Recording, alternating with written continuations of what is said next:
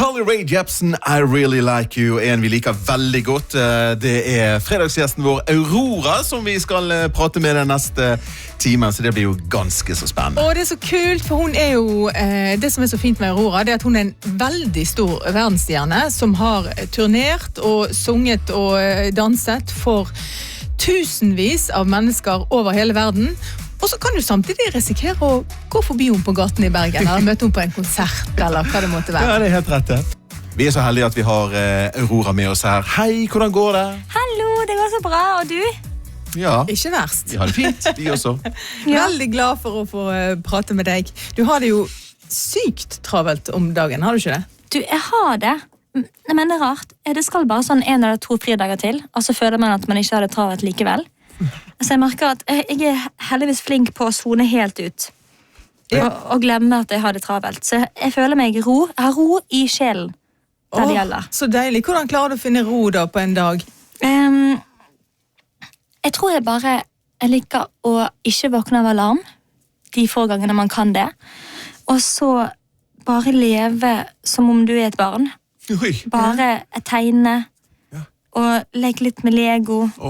Og bare sånn, nydelige. Jeg holder akkurat på å bygge en Millennial Falcon i Lego nå. Det tar kjempelang tid, og det kjempegøy. Ja. Jeg har bygget den selv faktisk, sammen med min sønn. Ja, det så gøy. Den så gøy. Sant, det gøy, og det gøy å leke med Lego. Med og uten barn. Ja. Men har du tålmodighet til det? Du, jeg har det. Ja. Jeg har alltid påstått om meg selv at jeg en veldig sånn tålmodig og rolig person.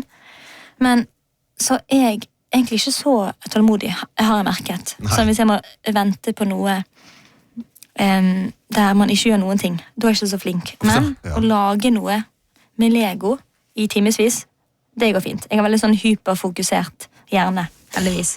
Men da lurer jeg litt på, hva gjør du med disse Lego-tingene? Stiller du de ut? Har du de på rommet? Eller hva gjør du med det? Altså, jeg har akkurat kjøpt meg en ny leilighet, og den har veldig bra sånn stueplass, gulv, til å bygge Lego på. Så i går for eksempel, da bygde jeg Lego i sånn plutselig 9 timer, og så var klokken sent. Og så tenkte jeg, herregud, nå har jeg vondt i ryggen, og jeg må spise noe.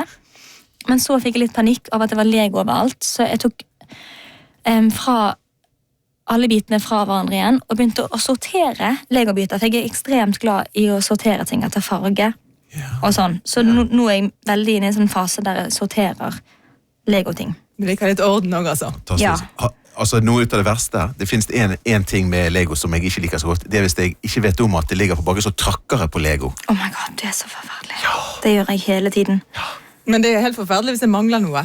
Ja, det jo enda verre. Ja, det enda verre. Ja, du, det faktisk det. Vi snakker med Aurora. Hun dagens fredagsgjest. Det Aurora som fredagsgjesten vår i dag, og vi hørte jo nettopp i sted at hun nå har kjøpt seg en ny leilighet her i Bergen, der hun blant annet sitter på gulvet og bygger Lego i 9 timer i strekk. Men nå ble jeg litt nysgjerrig her, Aurora. Når du da bestemmer deg for å kjøpe deg en leilighet, hva er det så viktig for deg da? At det ikke er noe innsyn. Men jeg liker veldig godt å gå rundt naken i huset mitt. Ja, ok. Og jeg føler meg så fri og frank. Ja. Men Aurora, selvsagt. Fri og Aurora. Og så elsker jeg å ha skråtak, så jeg elsker å bo liksom helt oppe på loftet, for det føler meg litt som en sånn heks. Og så må det ha fungerende kjøkken. Ja. Det er ekstremt viktig. Liker du å lage mat, og er det derfor du må ha kjøkken? Nei, jeg liker ikke å lage mat, men jeg liker å ha kjøkken. Ja, sånn at andre folk kan lage mat. Genialt. Når de på besøk. Så gøy da. Så jeg dater bare folk som veldig flinke til å lage mat.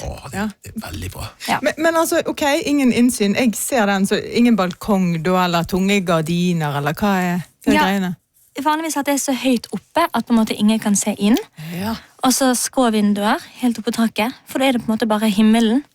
Av de som tror på en Gud, så er det bare himmelen og Gud som ser deg. Ja. Som også på en måte kan diskuteres om det er bra eller ikke, men det er i hvert fall, det er en sånn deilig frihet å føle at man er skikkelig skjult og alene når man er hjemme. Det synes jeg er ekstremt viktig. Ja, fantastisk bra, altså. Virkelig bra, jeg støtter deg der, altså. Takk, det betyr så mye for meg. Vær så god. Men motsatte da, når du er på turnélivet, har du noen sånne spesielle krav da også til liksom hotellrommet, ingen innsyn for, eller har du klær på det når du er på hotellrommet? Du, det har jeg glemt jeg glemmer at man kan komme med krav og sånn. På hotellrom så er jeg ikke så opptatt av å ha gardinene åpne. Jeg trenger ikke så mye lys, for ofte så er jeg pleier å våkne opp i en sånn stor buss, og nå opptrer jeg jo mest i veldig store venues, og da kan bussen kjøre inn under venue, så du våkner på en måte opp i bussen din, med alle du jobber med, og så går du rett opp på scenen og har lydsjekk, og så er du på venue og kanskje spiser, eller øver på pi, sånn som jeg pleier å gjøre, altså tallrekken pi. Og så bare ser jeg hotellet etter jeg har opptredd, så jeg er ofte ikke på hotellet før sånn 2 på natten. Nei. Ok, så det er etter konserten da. Ja. Men pi, altså, hvorfor øver du på det? Jeg vet ikke, plutselig kommer det en dag. At du trenger det? Ja, du vet aldri. Altså, da snakker vi... best! Da er det da kicker Og da vet jeg at min tid, alle de år som er arbeid, da vet jeg at da er det, da skal jeg skinne. Så jeg liker å være forberedt på sånne hypotetiske... Fantastisk, ja. Men hvor mange sånn desimaler kan du nå da? Det varierer veldig, for hvis jeg ikke på en måte ser på pi på en stund, så kan jeg glemme ganske mange helt sånn nederst i rekken. Pi er jo heldigvis uendelig, så det kan jeg holde på med til jeg blir gammel. Ja, det kan du. Du får jo trent hjernen din da. Ja, den bitte lille hjernen får masse trening. Ja. Men jeg pleier å kunne sånn, kanskje fra 300 til 700-tall. Wow! Så det er veldig stor, det begynner å bli veldig mange.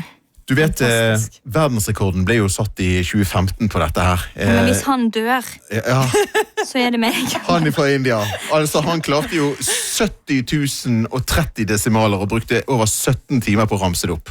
Ja, teit. Ja, det er det. Men... Ja, dette har du inne. Ja. Folk tror jeg var i India akkurat nå for å opptre, men jeg var egentlig for å finne han, for å drepe han. Ja. Sånn at jeg hadde hver sjanse. Ser du denne kniven? Ja, men jeg fant han ikke da. Nei.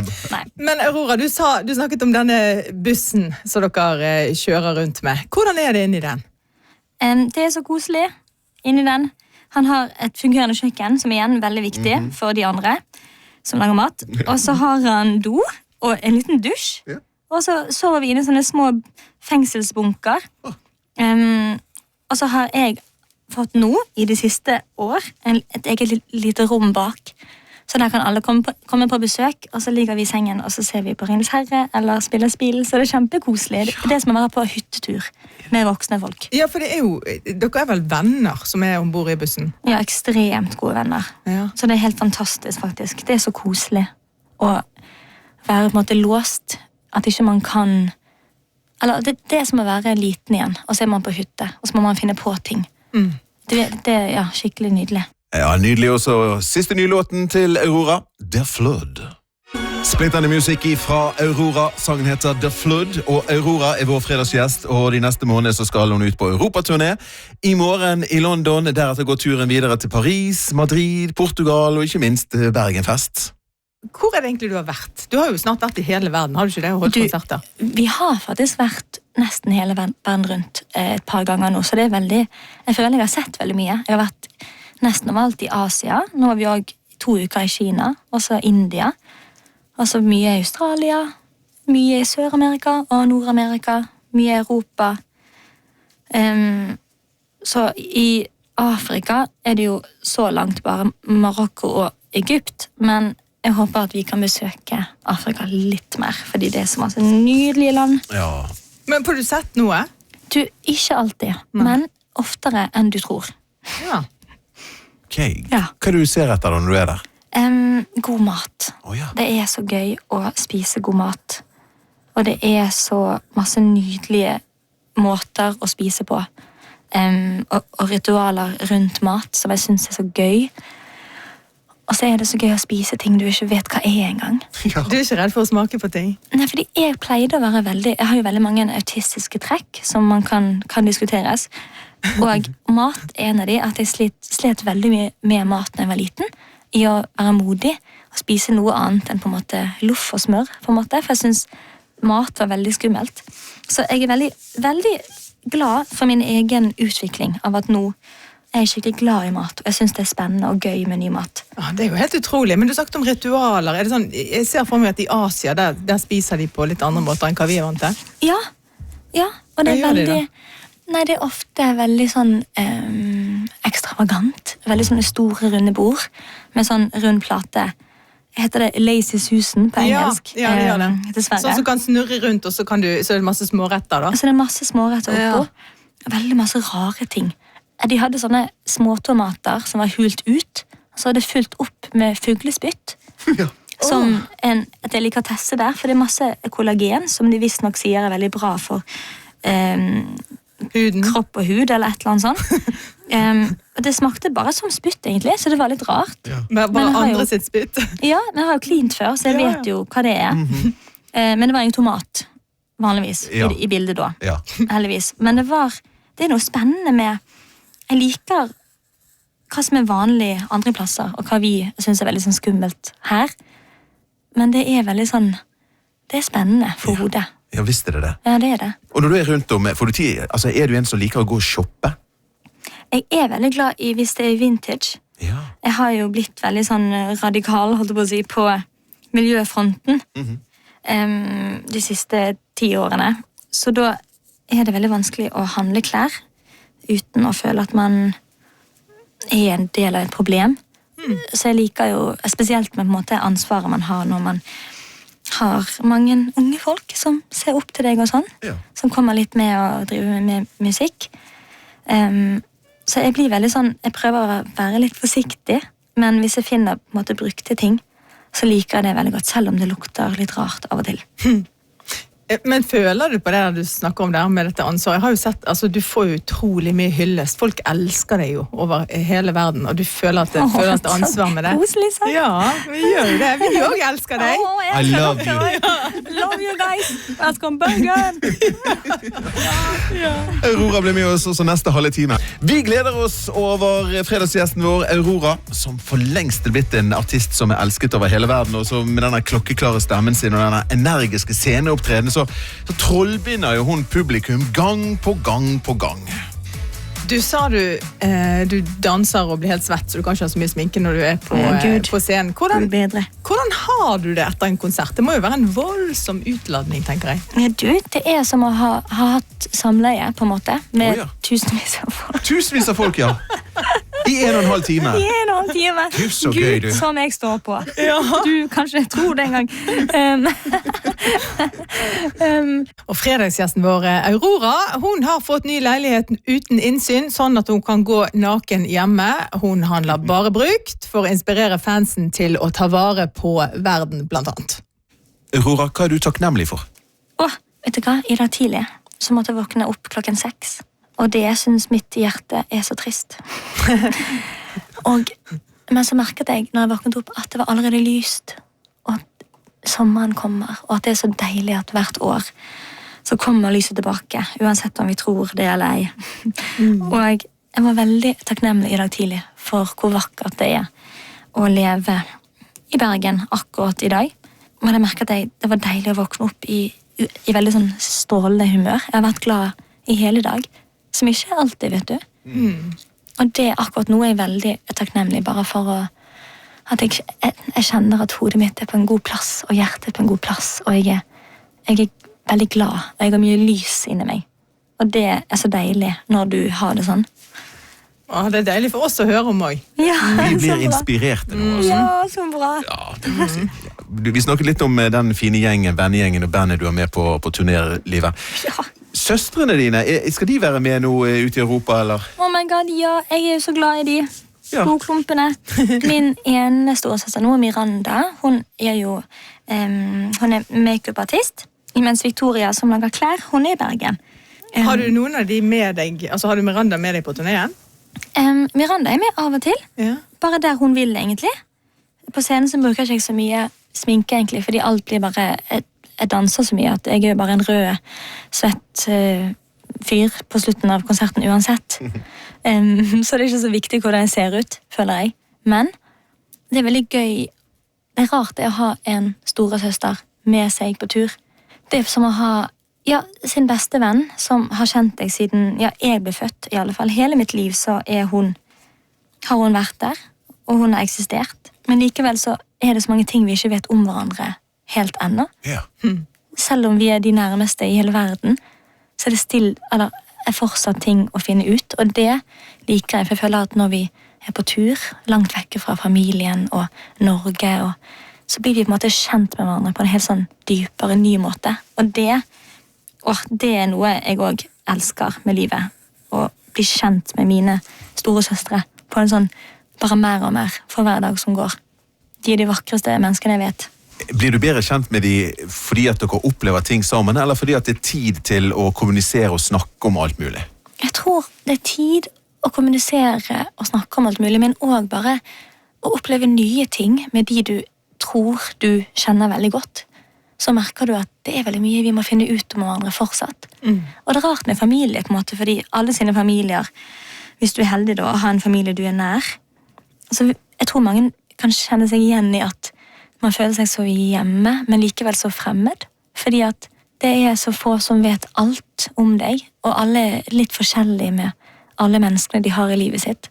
Jeg elsker når min verden med mitt team på jobb møtes med min verden med min store søster, og med mine søstre.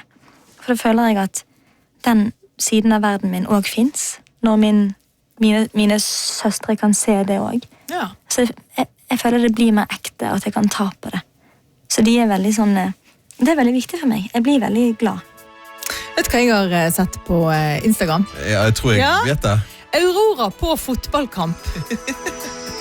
Vet du hvem hun heier på? Ja, ikke si noe. Først filmmusikk, så mer Aurora. Det fredag, det verdens beste dag. Og verdens beste Aurora vår fredagsgjest. Hun gjør Europa de neste månedene. Først med 2 konserter i London i morgen. Og 14. juni så står Aurora på scenen på Bergenfest. Og jeg gleder meg sånn. Ja. Det blir så gøy. Og etter Bergenfest så skal jeg faktisk ta en liten pause.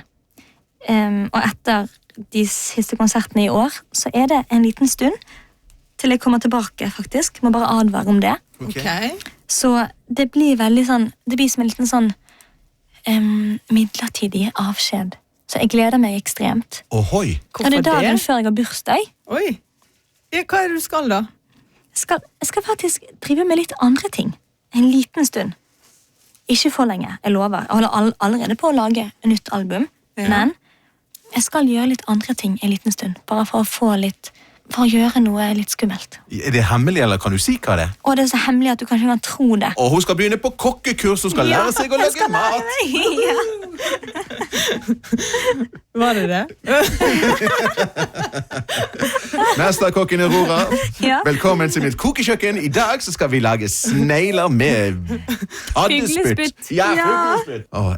Så lurte jeg plutselig på om kanskje hun skulle bli profesjonell fotballspiller, for nå så vi deg med Arsenal-skjerf rundt halsen her på et bilde. Ja, jeg så glad i Arsenal, og Brann selvfølgelig, men hvis det ute i verden, så jeg veldig glad i Arsenal.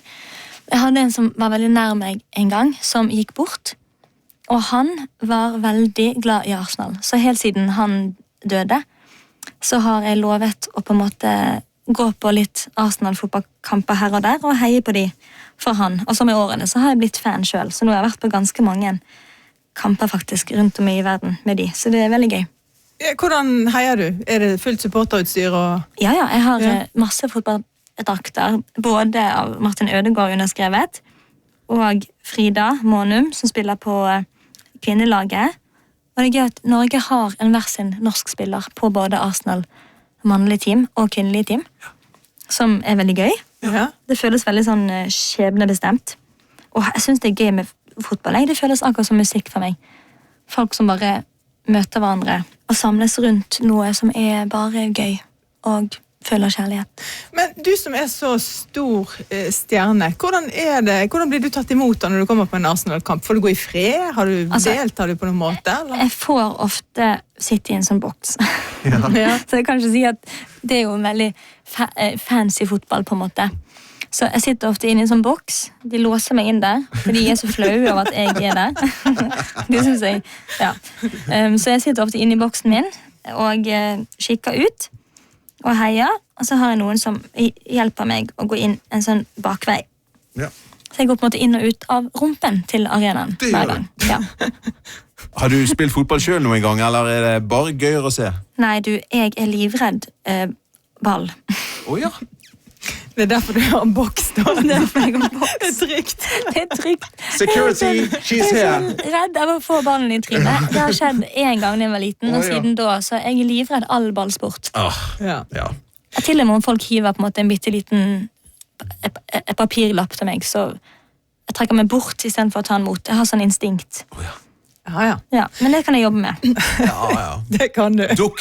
Neida. Her er musikk fra Garnes, Dele drømmen, og så fortsetter praten med Aurora. Vi har jo storfin fredagsgjest i dag i Aurora. Ja, det har vi, og Aurora var jo nominert til Spellemannprisen, som ble delt ut i forrige uke. Ja, vant ikke i år da, men har jo mottatt mange priser opp gjennom årene. Betyr det noe? Ja, du, det synes jeg var et godt spørsmål, som ikke blir spurt så ofte. Men på en måte både ja og nei. Jeg merker at i år er det også mange venner av meg som er nominert, og da blir jeg veldig sånn glad. Eller, jeg merker at det blomstrer litt inni meg på en ny måte enn å bli nominert selv. Og det er ikke at det på en måte er ikke sånn på en engleaktig måte, bare sånn at det blir på en måte mer virkelig når du ser gleden i andre folk. Og så blir det sånn, ja ok, det her er jo en veldig gøy ting. Men det er jo rart. Det er en rar ting, er ikke det? Pris. Jo, egentlig. Det føles veldig sånn rart, og det føles veldig sånn ja, nei, jeg vet ikke. Det er på en måte veldig sånn lite bakkekontakt i sånne eventer. Tenker ikke du at det er en anerkjennelse for den jobben du gjør? Jo, men den får jeg jo av meg selv når jeg er i studio. Og så får jeg den av min mor når hun gråter, og av mine søstre og min niese som alltid slutter å gråte når hun hører Eyes of a Child. Så det er sånne små ting som bare gir så mye mer ja, jeg vet ikke, men det er jo veldig koselig. Ja. Så det er jo, jeg er jo veldig takknemlig, selvfølgelig. Men hva betyr publikum for deg da, Aurora? Det betyr veldig mye. Jeg merker at jeg er på ekte glad i publikum, som er veldig rart. Men jeg merker når jeg står på scenen, når jeg ser på de nydelige trynene til alle sammen, så blir jeg veldig sånn rørt, og på ekte glad i alle som er der hver kveld. Og jeg har lyst at de skal ha det bra, og at jeg har lyst at de skal og gi dem et eller annet godt. Så det er veldig sånn, jeg er veldig glad for at jeg synes det, for det gjør det mye enklere å reise. Og vet du hva, Aurora? Det smitter over på oss som står i publikum. ja. Når du er glad, blir vi glad, og sammen blir vi bare kjempeglade Jeg sammen! blir så sykt glad. Og så gleder vi oss veldig til du kommer til Bergenfest. Du, jeg gleder meg sånn. Jeg gleder meg gløgg, om det går an å si. Ja. Du må lykke til på konsertturneren i Europa da, før du Ja. kommer hit. Tusen hjertelig. Jeg skal bare tenke på Bergen hver kveld jeg opptrer. Jeg lover.